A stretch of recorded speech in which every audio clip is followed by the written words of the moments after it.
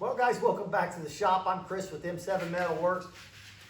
I've got the Oliver 550 split now, so we've done the Z split, so now it's time to remove the clutch and the pressure plate and probably pull the flywheel off if it looks like it's in bad shape. I think it's going to need probably resurfaced. That's just preliminary inspection anyways. And then we're going to pull this PTO clutch apart. I know for sure that I've got to replace those clutch discs. The little fingers that go in there, the little fingers on those clutch discs, if you know anything about a 550, most of those aren't even, they're not even on. I can look in there and see that. So, and it was having trouble with the clutch. I had trouble engaging my PTO when I first got the tractor. I had to really loosen it up because it was so bound tight. I suspect that's from those clutch discs overheating and causing the plates in there to warp. So it's got clutch disc, plate, clutch disc, plate, clutch disc, plate. I think it's got 6 discs and 5 plates, and I think some of those plates have definitely warped. I think that's why it had so much pressure on it. So we're going to take some of this stuff apart. These items can be pretty expensive to replace, so my hope is that I don't have it doesn't look as bad as I think it is. But I'm pretty sure my pressure plate, if you watched the Z split, I showed you my pressure plate, and one of the 3 fingers that comes out and puts tension on the throwout bearing or clutch release bearing. One of them was worn so badly it was actually worn a hole through it. So not sure what I'm going to do with that, but I'm probably going to have to flip for the money, and it's an expensive part. I think it's over $250 and just under $300. I think in most cases $270 from yesterday's tractor. I know that's their price on it. So, but we're not doing this for nothing. We've got to replace these items that are in bad shape, and we need our PTO. So let's get started.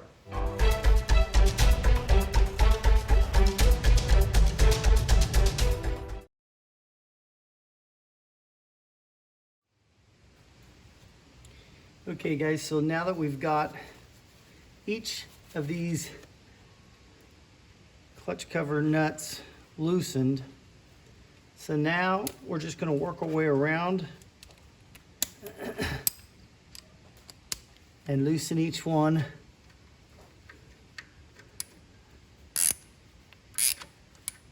Just a little bit at a time. And the idea is to loosen this plate up kind of as one piece versus just taking one side up and doing it that way. So I'm just reaching up in here, giving it a couple turns, going to the next. And it may not matter because I may be replacing everything. It's not super heavy, but got a little bit of weight on it. Well guys, here's the flywheel, and it's in really good shape. Some of the little things you see on there is just a little bit of dirt or grease maybe, or really not even any grease. It's dry. When you look down into that pilot bearing area, I don't want to get the light down there too much because it'll wash it out, but it is dry. So I don't think I'm leaking a bit from my rear main seal back here. And it looks to me like they even used some type of a Loctite maybe of some sort, or maybe some kind of a silicone in there when they put those bolts back on. This, to me, the bearing has, I mean, just ever so slight movement right there. I mean, and it's more of a feel than anything, but it doesn't have any movement side to side, which is how that bearing works. It's not meant to be pushed this way and that way. It's a bearing, it's a pilot bearing for the shaft. So I don't even think the bearing needs replaced. The bearing feels, I mean, it feels, look at that thing spin. It feels fantastic. And I think I'm gonna leave well enough alone here. I think I'll clean this up, and you can still see, I don't know how well that shows up on camera, but yeah, you can see it on the camera. I'm looking through it right now. The little striations of this thing being machined at one point. So I think we'll just clean this thing up. Maybe run a little bit of 220 grit on there just to kind of clean it up, and some acetone. And I think we're gonna leave well enough alone here. No sense in messing with that rear main seal or this pilot bearing if I've not got any issues. And let's be honest, this isn't the most difficult tractor in the world to split. So if a year later I need to open it up because I got a leaking rear main seal, and that's a possibility, if that's the case, we'll just split her again and pull this off. So let's turn our focus to the PTO clutch. Okay, just so I don't gloss over this clutch too quickly. This is the engine clutch, obviously. Again, let you get a real good look at that. It doesn't look too bad at all. It's got a few shiny areas in it. I'll clean it. I'll de-gum it and get, you know, maybe some acetone on there and just kind of clean that thing up and then put it aside. This here, you know, the surface here looks fantastic. I don't see any issues with that. I could easily sand that down and it'd have no issues. My problem, these are very worn. So we're going to start disassembly of this PTO clutch. So the first thing I need to do is to disconnect, and I'm going by the service manual here, is to disconnect this linkage here between the clutch pedal and the actual thrust bearing there. So to do that, just take a little tension off of this. In my case, I had the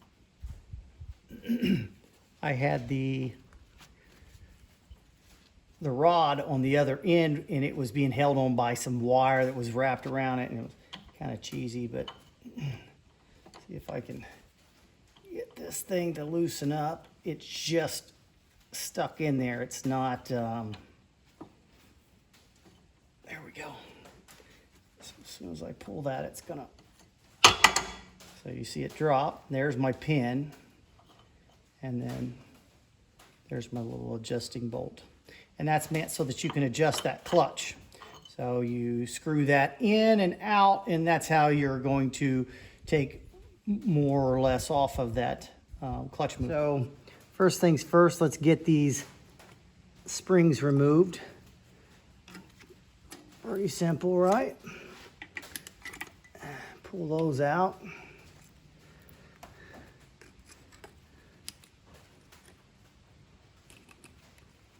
So there's that. We'll clean everything up once we get it apart. Next thing I need to do is I need to take this off. All these big bolts seem to be 15/16. All right.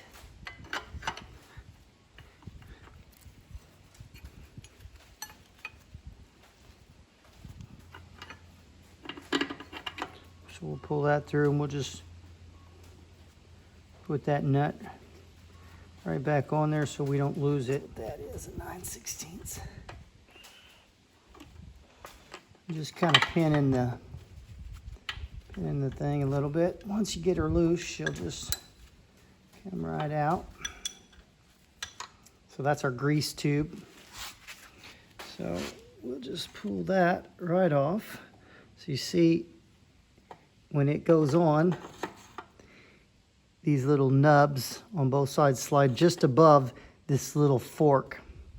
I'll call that a clutch fork. Throw out clutch fork. I'm not sure if that's the real name for it. I'm making stuff up as we go here. This bearing doesn't look bad at all, but it does have a little bit of movement, so we will be replacing that. So next, guys, the service manual says we're to remove the washer and cotter pin from this shaft right here, but I don't have one on mine. And I can see a little hole here, like that's probably where a thin washer and cotter pin would have gone, but it's since been removed. Now mine didn't fall out because it's the clutch fork is what's kind of holding it in, but I'll definitely replace that when I, reassemble. Yep. The next step is this little bolt right here on that clutch fork. So we'll loosen that up. So that's pulled out. I believe that'll allow allow the shaft to slide now. Yep. These things aren't too unpredictable. This is the first time I've taken this apart. So, and then just so I don't lose this, I'll put it kind of back together. I'm just going to do it just like that. So simple. Okay guys, the next part that we're going to do is we're going to remove these 3 bolts so we can get this tube out of here. So we'll just take off this one. This is 9/16.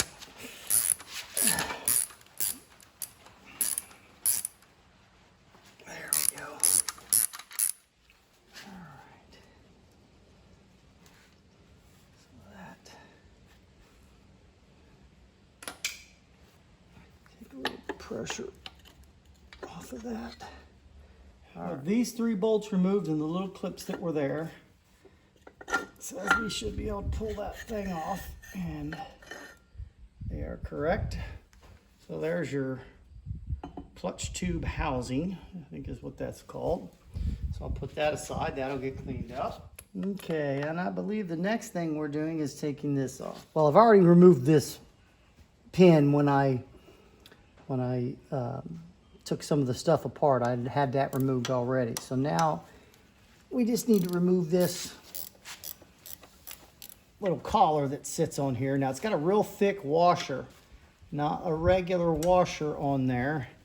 It is like a key washer. So once you pull this, that'll allow us to be able to pull that pin out. Well, the washer, I should say. And it's probably fairly snug in there. Yeah, there we go.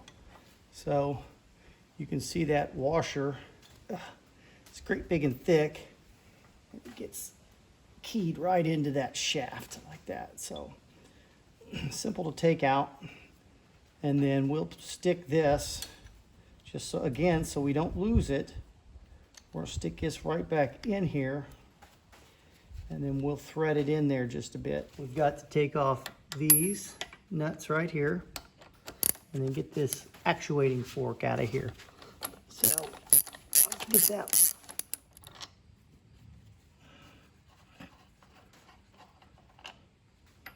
So those are out of the way. And then what we're going to try to do is to drive this rod out. And maybe we won't have to drive it out.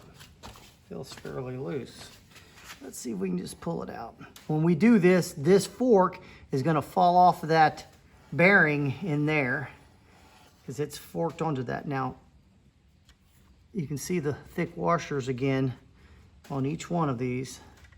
So there's a washer there and a washer on the other side. Shims between this for that fork when we torque that thing down. Right in there.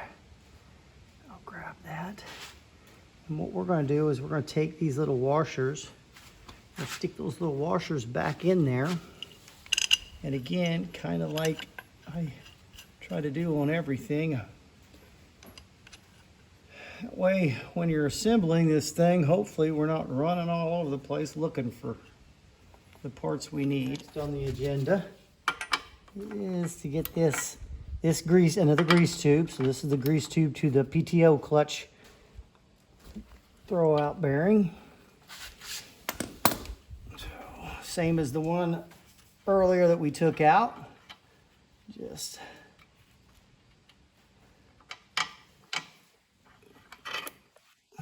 then we'll stick it back on here so as to not lose anything. See if I can get this is a speed. Well,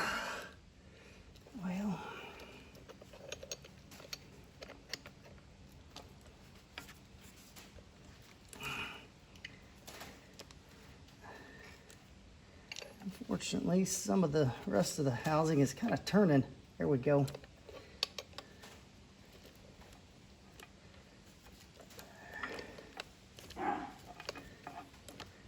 got there, Buck? So, seems to be turning fine now. Alright, I think we can, yep. So there's that grease tube. They had the hard line kind of reversing it back. Not a really bad idea, actually. It took me 20 minutes to find this spot, so the book, the service manual, is not particularly grand about it. And mine has quite a bit of damage to it, so I'm going to go easy. It's a set screw, an Allen wrench set screw. So it is 3/16, I believe. And it looks like mine's coming out okay. I can tell you, it wasn't easy to find. I had all sorts of crud on mine. Yes, 3/16.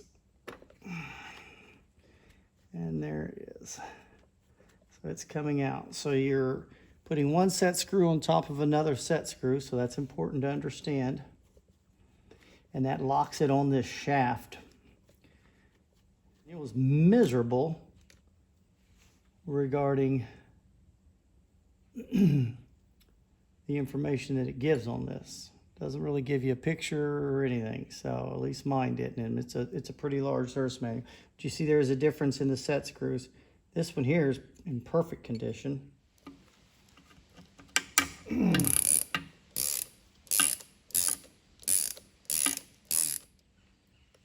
Yeah, so that's it right there. So let me pull that off of it. Yeah, so that's not too bad at all. As long as this thing isn't worn out, and it certainly doesn't look like it is, I would think I'd be able to use it. This does have shims in it though. Let me show you one that just fell out. Right there. So that shim goes right in there. There it is. I think it just released. It certainly moved more. Yeah. Okay, guys. So now you get to see what my clutch, PTO clutch, look like. I actually have some that still have some ears on it, but a bunch of those. Let's get this up here where everybody can see it. A bunch of these in the front just got chewed to bits. What I'm going to do is I'm going to use this shim. You've got this little button. Let me just, okay, so you got this little button here and this big nut. And of course the button is what locks that nut into place. So I'm going to just shim it, and that'll just allow me to kind of unscrew this thing off of here. And I think once I do that, I think it'll allow me to pull this thing up off of these clutch disc and plates. Maybe it's easier for me to pull these pins. Probably is. We're gonna stay with it.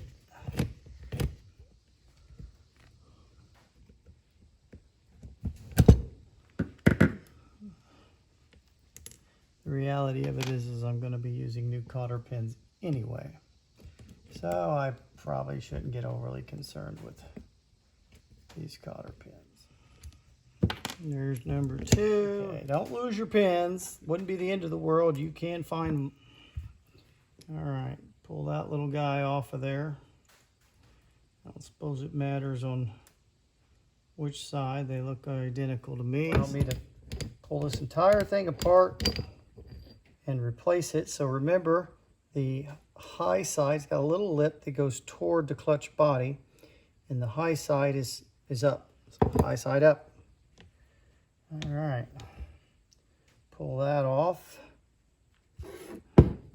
Move that aside. Now that, I do want to pay attention to how it does have a little, if you look at these right here, this does kind of key into it. So if you put it on the wrong way, it's going to key into it. So just kind of keep that in mind. So that aside. All right, there's one clutch disc.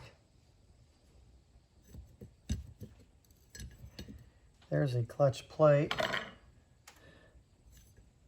part of a disc. Another clutch plate. That plate, I'll put them on the stone and see how straight they are. See, I've got, man, I mean, what a mess.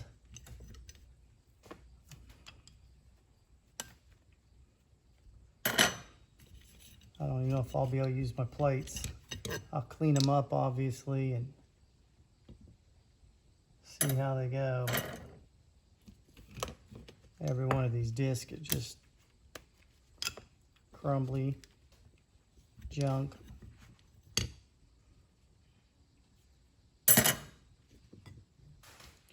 So disc first, looks like, and then plates. At least that's how it appears to me. I'll clean this whole thing here up. Let's clean that up. Looks like I got one plate, one disc. Actually looks halfway decent. Of course, I'll replace it. Well, guys, that kind of brings our clutch, engine clutch disassembly and PTO clutch disassembly to a close. Just a couple things of note. I did put these clutch plates. I have 5 in mine. So I put these clutch plates on a piece of quartz that I've got. It's pretty flat. It's not granite, but it's pretty flat. And I don't see any warp in these. These look okay to me. And I'm guessing that the deterioration that I'm seeing in these clutch discs is probably from age. The lady that I did buy the tractor from did say that the tractor had sat for 30 years and had not been run. So those don't look very old. Honestly, I think this thing probably had a PTO clutch put in it probably not too long after it was stopped, after they stopped using it. So this doesn't look, none of them look like they had a ton of wear. They're just deteriorated and crumbling and brittle and that kind of thing. The actual clutch plates themselves look great. The bearing, it's a little bit different than what I thought. I thought this was like a roller bearing, but it's not. It's basically a disc, and this brass housing captures it. And of course, it's got a grease fitting on it, and it gets greased on a regular basis. It was greased heavily, and so it's in really good shape, to be honest with you. So I might take a little bit off on these shims just to make it a little bit snugger. But other than that, that's probably all I'll do on that. Clean it up, obviously. So just a few things of note as well. All my PTO clutch parts went in a single box. Some of the smaller bits get put in little baggies, little small baggies that I could put in and label them. And then the Z-split parts on the previous video, they're in a separate box. They're right here in front of us. So I'm gonna make some phone calls and put some orders in, probably to Corvez Oliver and Yesterday's Tractor, and see about getting some parts.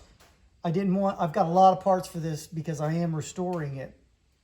So I didn't want to order all these parts without knowing how many clutch discs I had and you know, what all I needed. I didn't know if I needed plates. I didn't know if I needed, you know, pressure plate. I'm still not 100% sure on that. I'd love to rebuild that and see if I could get some fingers for that pressure plate on my engine clutch. So we'll see. I'm going to do a little research and figure that out. But this concludes this video. If you're interested in watching the assembly, that'll be in a later video as I tear this thing down, rebuild it, and then reassemble it, get it painted, and different things like that. So follow along if Oliver 550s or Super 55s are your thing. I'm Chris with M7 Metalworks, and I thank you for watching. Bye.